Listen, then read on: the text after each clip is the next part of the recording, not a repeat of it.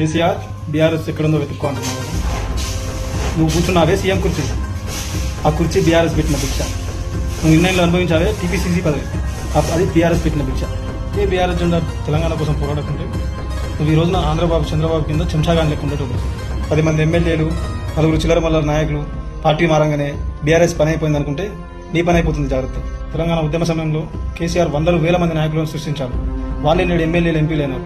సరే, మధ్యలో వచ్చిన కొందరు చిల్లర మల్లర నాయకులు పోతే పోతుండొచ్చు, కానీ బీఆర్ఎస్కు యువ సైన్యం ఉంది.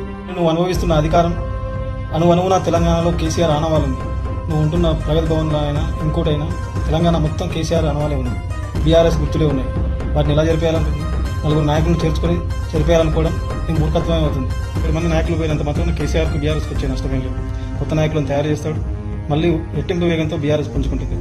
బీఆర్ఎస్ పని అయిపోయిందని కూడా నీ మూర్ఖత్వమే. ముందు నీ కుర్చీ ఊడిపోకుండా చూసుకో. జాగ్రత్త.